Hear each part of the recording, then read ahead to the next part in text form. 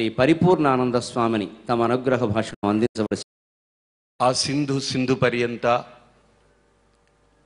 యస్య భారత భూమిక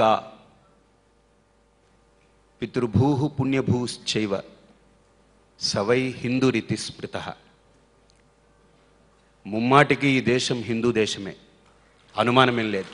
మనమందరం హిందువులమే, అందులో ఏ అనుమానము లేదు. ఎందుకు అనంటే చాలామందిలో ఒక అపోహ, ఎవరో మనకు హిందూ శబ్దం అంటగట్టారని. కానే కాదు. చాలామందిలో ఇంకో అపోహ, సింధు నాగరికత నుంచి వచ్చిందని, సకారానికి హకారంగా తప్పుగా పలికారని. అది కాదు. ఈరోజు మనందరికీ ఊపిరి హిందూ అనే శబ్దమే మనకు ఊపిరి. అది తీసేస్తే మనల్ని మనం చంపుకున్నట్టే. ఎందుకు అనంటే నేను ఏదైనా ఒక వాడలోకి వెళితే వాడికి ఏమీ తెలీదు. నువ్వెవర్రా అనంటే హిందూనండి బాబాయా అంటాడు. నేను సనాతనుణ్ణి, నేను పురాతనుణ్ణి, లేకపోతే నేను వైదిక, ఇది తెలీదు పాపం. ఒకసారి పరమాచార్యుల వారి దగ్గరికి ఒకరు వెళ్ళి ఈ శబ్దాన్ని ఏదైనా మారిస్తే బాగుంటుందేమో అనంటే, దీనికి మార్పు చేసే శబ్దం ఏదైనా ఇంకొకటి ఉంటే నాకు కనుక్కొని రా అన్నారు ఆయన. దీన్ని రీప్లేస్ చేయగలిగే ఇంకొక శబ్దం రిక్షాతోలే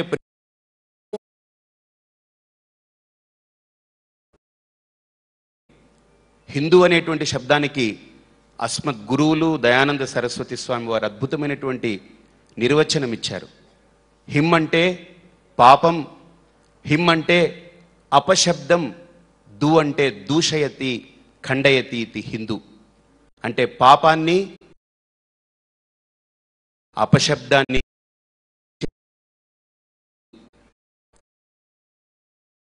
దగ్గరికి ఇంటర్వ్యూ తప్పుగా ఎవరు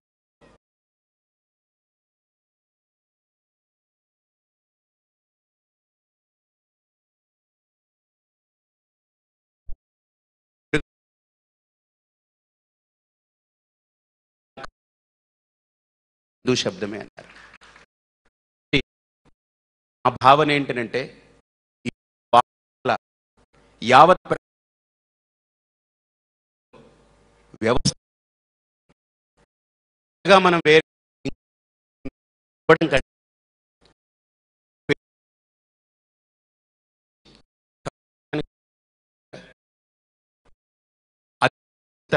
తుల్యమా కాదా, ఆ ఒక్క భావన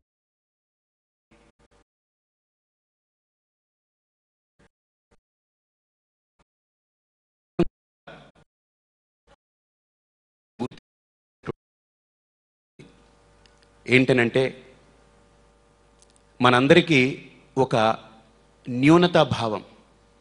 ఏమనుకుంటారో, వీళ్ళేమనుకుంటారో, వాళ్ళేమనుకుంటారో అని మన ఆచారాల్ని చాలా వరకు వదులుకున్నాం. కొంతమంది ఏంటంటే ఇంట్లో వరకు పాటించి వీధికి వచ్చిన తర్వాత మనకు వద్దులే, మామూలుగా ఉండిపోదాం, సివిలియన్గా అనుకుంటున్నారు. అలా కాకుండా మన ధర్మాన్ని, మన సంప్రదాయాన్ని, మన ఆచార వ్యవహారాల్ని మనం బాహాటంగా దాన్ని ఆచరిస్తూ ఆదరిస్తూ వస్తే ఇలాంటి భక్తి వేదికలు వాడవాడల దేశం మొత్తం ఒక్కసారిగా పెళ్ళుబికితే భారతదేశంలో ఉండే 125 కోట్ల మంది మళ్ళీ హిందూ శబ్దంతో నినాదం మొదలవుతుంది. నేను ఒకసారి ఒక చర్చా వేదికలో అడిగాను, నేను కొంత డబ్బు ఎవరినైనా పోగు చేసి అడిగి వాటికన్ సిటీకి వెళ్ళి ఒక 300 గజాల స్థలం తీసుకుని ఒక ఆశ్రమం కట్టుకుని అక్కడ శ్రీరామ్ జయరామ్ జై జయరామ్ అని మైకులో అఖండనామ సంకీర్తన చేస్తే ఆ దేశం నాకు అనుమతిస్తుందా? ఇవ్వదు. మక్కాలో, సౌదీ అరేబియాలో మక్కా పక్కన ఒక 300 గజాలు నేను తీసుకుని సుప్రభాతం పెడితే అక్కడ వాళ్ళు ఒప్పుకుంటారా? ఒప్పుకోరు.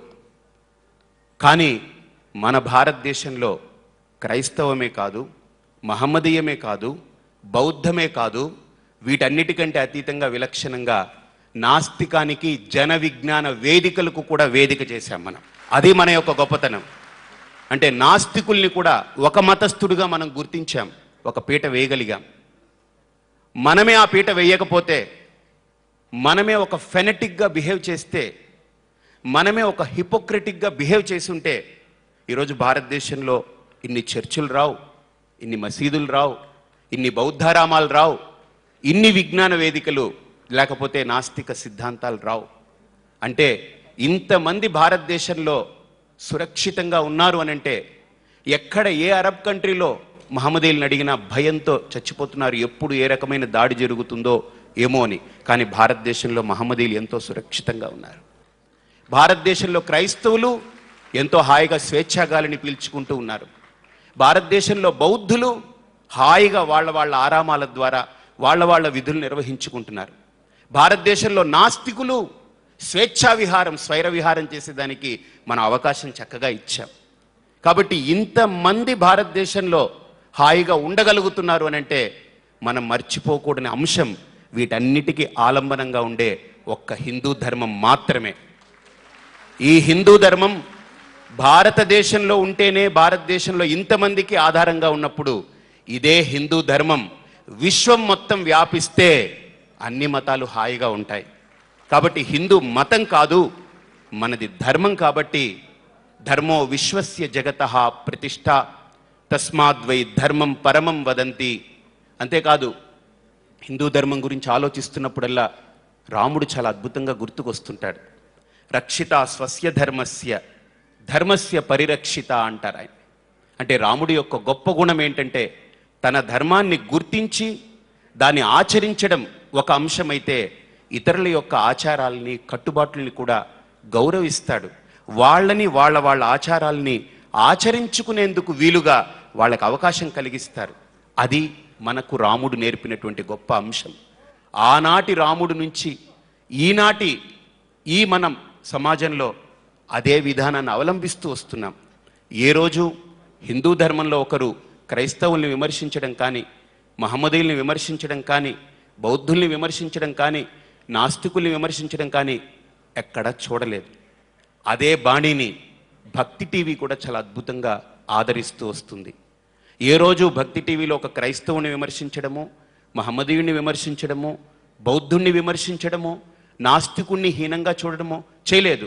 అందుకని వాళ్ళందరినీ పెట్టుకోలేదు.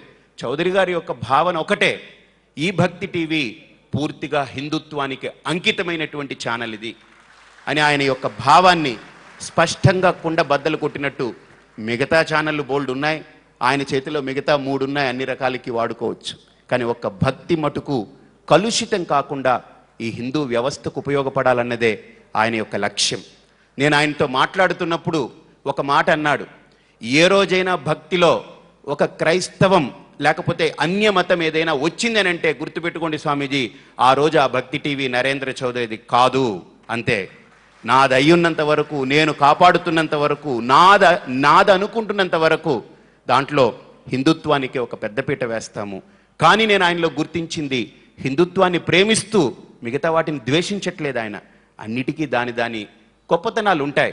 మన హిందుత్వాన్ని చాటి చెప్పేదానికి ఒక ఛానల్ ముందుకు రావాలనేటువంటి తాపత్రయంతో ఆయన యొక్క వేదికను ఎంచుకుని హైదరాబాదులో ఆచార్యత్రయ సంగమం జరిగినప్పుడు కూడా పూర్తిగా దాన్ని విస్తృత ప్రచారం కల్పించి అప్పటి నుండి ఒక స్థానాన్ని కల్పించాలనుకునేటువంటి తదేక లక్ష్యంతో పరిశ్రమించారు. దానికి ఇదిగో ఈ రూపం దాల్చింది ఈ వేదిక. అలాగనే ఈరోజు మనం గుర్తించుకోవాల్సిన అంశం ఏంటంటే, ప్రధానమైన అంశం, మనందరం కూడా అన్నీ ఉండి ఏదో సామెత చెప్పినట్టు ఐదోతనం లేదన్నట్టు మన సంస్కృతిలో మన ధర్మానికి ఆచార్యులు తక్కువ కాదు, ఆచార వ్యవహారాలు తక్కువ కాదు, సనాతన పరంపర తక్కువ కాదు, వాంగ్మయాలు తక్కువ కావు, క్షేత్రాలు తక్కువ కావు, తీర్థాలు తక్కువ కావు, దేశానికి ఉండేటువంటి చరిత్ర తక్కువ కాదు, కొన్ని లక్షల కోట్ల సంవత్సరాల చరిత్ర ఉంది.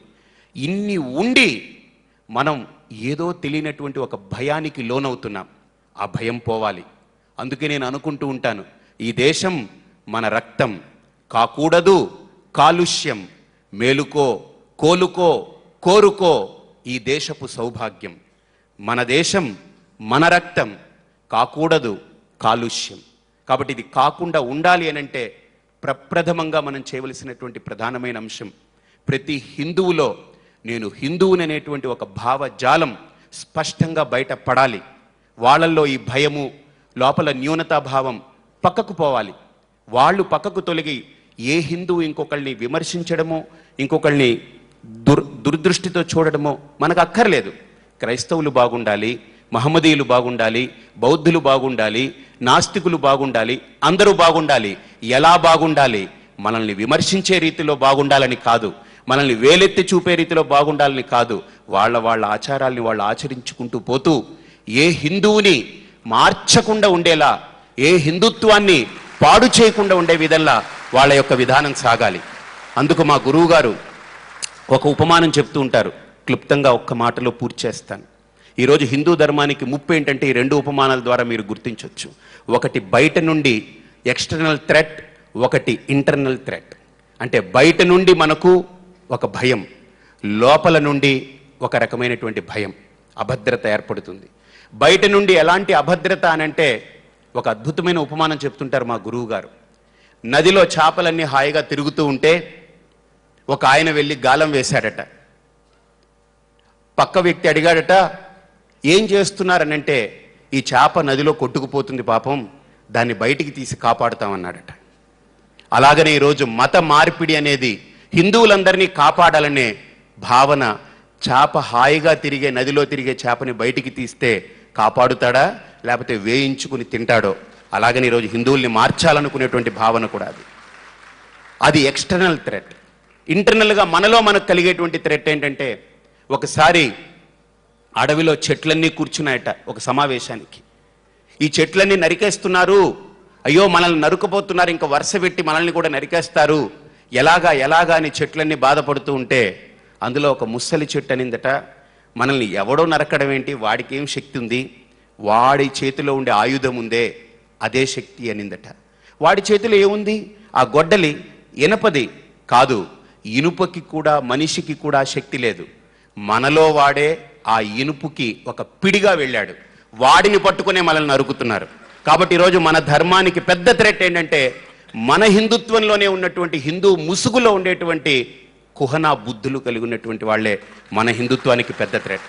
కాబట్టి ముందు అనుకూల శత్రువులు, ప్రతికూల మిత్రులు, ఈ రెండింటినీ కూడా మనం చాలా జాగ్రత్తగా, సమయస్ఫూర్తిగా వాటిని బాగా గుర్తించవలసిన అవసరం ఉంది.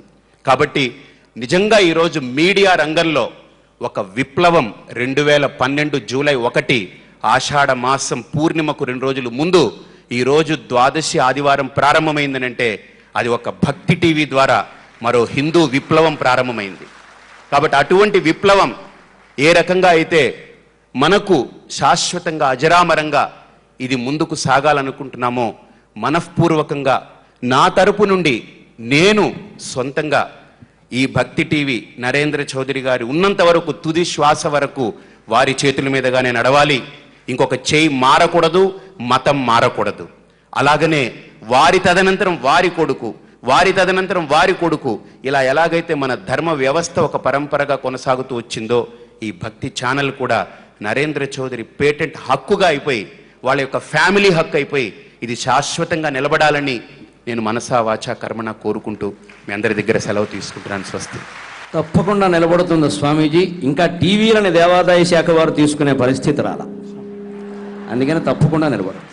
హిందుత్వంలో భారతీయుల్లో ఉండే విశేషం మీరు ఇక్కడ వేదిక మీదే గమనించారు. పూర్తిగా భిన్నమైన అభిప్రాయం చెప్పినా సరే మనం వారికి చప్పట్లు కొట్టాం, వీరికి చప్పట్లు కొట్టాం. ఇందువల్ల హిందూ ధర్మం చిరకాలంగా నిలబడి ఉండగలుగుతోంది. ముందు అవతల అభిప్రాయం ఎంత నచ్చకపోయినా సరే ప్రశాంతంగా కూర్చుని వినగలగాలి ముందు నువ్వు.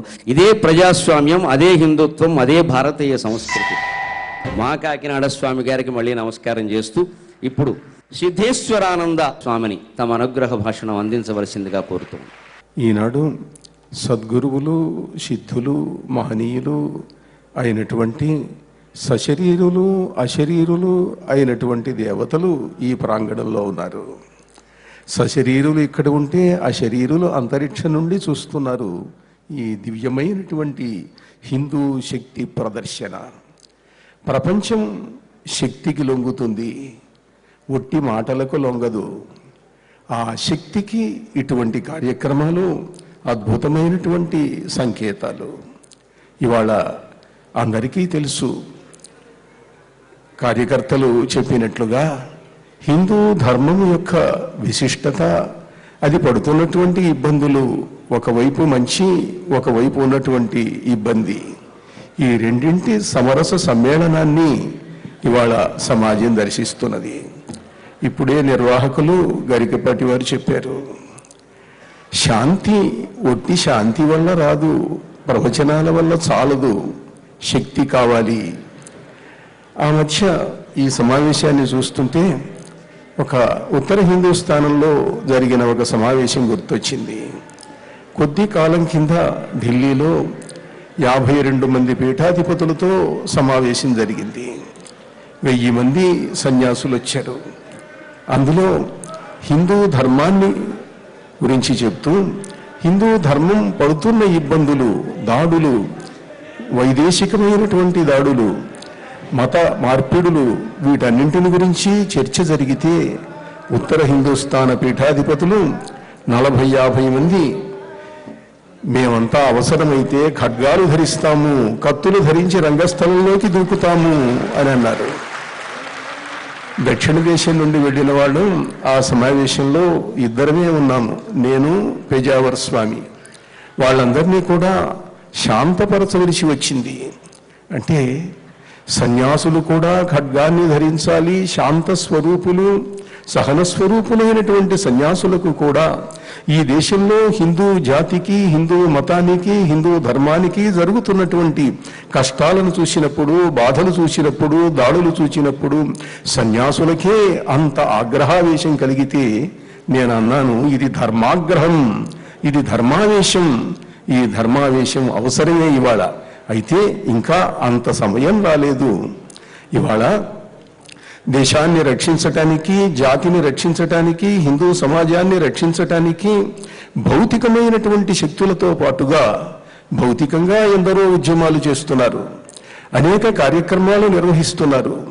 దాంతోపాటుగా ఇటువంటి శక్తి ప్రదర్శనాత్మకమైనటువంటి కార్యక్రమాలను ఈ భక్తి ఛానల్ వంటి వాళ్ళు నిర్వహించి ఇవాళ హిందూ ధర్మానికి మంచి రోజులు వస్తున్నాయి. ఈ హిందూ ధర్మం ప్రపంచం మొత్తానికి ఆదర్శప్రాయంగా వెనకటి కాలంలో వలనే, పూర్వకాలంలో వలనే ప్రకాశిస్తుంది అని ధర్మాచార్యులు మీ ముందు నిలబడి తమ అనంతమైన శక్తివంతమైనటువంటి వాక్కును అందిస్తున్నారు. ఈ దేశం ఎప్పుడూ కూడా ధర్మాచార్యులు, వేద పురుషులు, సన్యాసులు, యోగుల వల్ల ప్రేరణ పొందుతూ వచ్చింది. ఈ అరణ్యాలలోనూ తపస్సు చేసుకుంటూ ఉన్నటువంటి మహనీయులు అవసరమైతే సమాజంలోకి వస్తున్నారు. ఈ సమాజం ధర్మగ్లాని జరిగినప్పుడు సమాజ రూపుడైన పరమేశ్వరుడు తనను తాను సృష్టించుకుంటాడు. ఒక శివాజీని పంపిస్తాడు, ఒక రాణా ప్రతాపును తీసుకొస్తాడు, ఒక కృష్ణదేవరాయని సృష్టిస్తాడు. ఈ సమాజం యొక్క లక్షణం అది. హిందూ సమాజం బలహీనమైనది కాదు. తాత్కాలికంగా అప్పుడప్పుడు ఇతరులను ఎదుర్కోలేని స్థితి రావచ్చు, కానీ విజయం మనదే. విజయం ఎప్పుడూ కూడా ఆర్ష ధర్మానికి చెందినటువంటి వాళ్ళది. ఒక విద్యారణ్యుడు ప్రేరేపించి ఈ దక్షిణాపథం అంతా మహమ్మదీయుల చేత ఆక్రాంతమైనప్పుడు గంగాదేవి చెప్పింది, 1000 హిందువుల శిరస్సులు చెట్లకు వేలాడగట్టబడ్డాయి చూడండి అని చెప్పి. ఆ పరిస్థితిలో విద్యారణ్య స్వామి వచ్చి హరిహర బుక్కరాయలను నిమిత్తంగా చేసుకొని హిందూ ధర్మాన్ని వర్ధిల్లజేశాడు. సమర్థ రామదాస స్వామి శివాజీకి ప్రేరణ ఇచ్చాడు. ఎందరో ఎందరో మహితాత్ములైనటువంటి యోగులు, మహాపురుషులు, ధర్మాచార్యులు అవసరమైనప్పుడు సమాజానికి, హిందూ ధర్మానికి ప్రేరణ ఇస్తున్నారు. వాళ్ళ ప్రేరణ అందుకున్నటువంటి వారు తమ క్షాత్ర భౌతిక శక్తి ద్వారా ఈ ధర్మాన్ని కాపాడుతూ ఉన్నారు. ఇవాళ కూడా అత్యంత శక్తివంతమైనటువంటి ఒక ఆర్ష ప్రణాళిక జరుగుతున్నది. సిద్ధాశ్రమంలో, హిమాలయాలలో నేను ఎప్పుడూ చెబుతూ ఉంటాను, ఇవాళ కూడా 100,000 సంవత్సరాల వయస్సున్నటువంటి భౌతిక శరీరాలతో ఉన్నటువంటి మహాయోగులు ఉన్నారు. ఆ మధ్య అమెరికన్ ప్రెసిడెంట్ రూజ్వెల్ట్ అయితే సిద్ధాశ్రమం చేత ప్రభావితుడై సిద్ధాశ్రమాన్ని టిబెట్లో షాంగ్రీలా అని అంటారు. ఆయన తన అమెరికన్ ప్రెసిడెన్షియల్ బిల్డింగ్కు షాంగ్రీలా అని పేరు పెట్టుకొని I'm issuing this orders from షాంగ్రీలా అని రాశాడు ప్రెసిడెంట్ రూజ్వెల్ట్. అటువంటి సిద్ధాశ్రమ మహనీయులు స్వామి నిఖిలేశ్వరానంద, స్వామి సచ్చిదానంద, స్వామి మహాతప మొదలైనటువంటి యోగులు ఎందరో ఉన్నారు. అటువంటి మహాయోగుల యొక్క ప్రభావం వాళ్ళ ప్రణాళిక ఈ దేశంలో ప్రసరిస్తున్నది. ఒక్క చిన్న మాట చెప్పి ముగింపుకు వస్తాను. మన దేశం స్వాతంత్ర్యం సంపాదించింది అని అంటే గాంధీ గారి సత్యాగ్రహాల వల్ల, ఉద్యమాల వల్ల వచ్చింది అని మనందరికీ తెలుసు. కానీ ఈ ప్రేరణ ఇచ్చింది ఎవరు? 16 మంది సిద్ధ పురుషులు, సిద్ధాశ్రమ యోగులు. వాళ్ళు తమ తపస్సును ధారపోసి మానవ శరీరాలలో ప్రవేశించి మహాత్మా గాంధీ వంటి మహనీయునిలో ఒక సిద్ధ పురుషుడు ప్రవేశించాడు. అలానే రమణ మహర్షి, గణపతి ముని మొదలైన మహాముఖులు వీళ్ళందరూ కూడా సిద్ధ సంప్రదాయానికి చెందినటువంటి వాళ్ళు. వాళ్ళ ప్రేరణ, వాళ్ళ శక్తి అంతరిక్షం నుండి, దివ్య భూమికల నుండి ప్రసరిస్తుంటే మానవులు ఆ శక్తిని అందుకొని దాన్ని భౌతికమైనటువంటి రూపం తీసుకొచ్చారు. అదేవిధంగా ఈనాడు కూడా ఒకసారి చూడండి, 60 సంవత్సరాలకు ఒకసారి, సుమారు 120 సంవత్సరాల కింద ప్రథమ స్వాతంత్ర్య సంగ్రామం వచ్చింది. మళ్ళీ 60 ఏళ్ల క్రింద స్వాతంత్ర్య సంగ్రామం వచ్చింది. మళ్ళీ ఇప్పుడు దాదాపుగా 60 సంవత్సరాలు నడిచింది. హిందూ జాతి మహత్తరమైనటువంటి ఉద్యమాన్ని సాధించి పూనిక వహించి సమస్త ప్రపంచానికి హిందూ దివ్య పరాక్రమ జ్ఞాన జ్యోతి విశేషాలు అందించేటువంటి సమయం వచ్చింది. దానికే ఇటువంటి కార్యక్రమాలు రూపొందించబడుతూ ఉన్నాయి. అందుకే చచ్చిన జాతి కాదు మరి చావదు 1000 యుగాలకైనా. ఇందాక గరికపాటి వారు అన్నారు, స్వామివారు పద్యం చదివితే నేను పద్యాలు ఎక్కువ చదవటం మానుకున్నాను ఈ మధ్య రాగయుక్తంగా.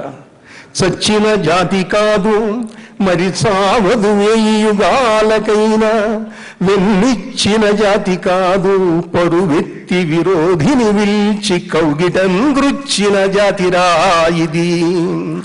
మరుత్తరు శాఖలతోడ హాయిగా చనగాయలాడుకొనెరా మన కీర్తిల తామ తల్లికల్. ఇది చచ్చిన జాతి కాదు, చావదు, శాశ్వతమైనది, సనాతనమైనది, చిరంతనమైనది, నిత్యమైనది, సత్యమైనది. అనంతమైన పరమేశ్వర శక్తిని ఎప్పటికప్పుడు ఆవాహన చేసేటువంటి మహాజాతి ఇది.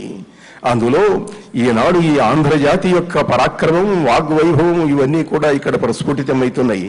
ఇదిగో రాయపురోలు వారి మాటతో ముగిస్తున్నాను.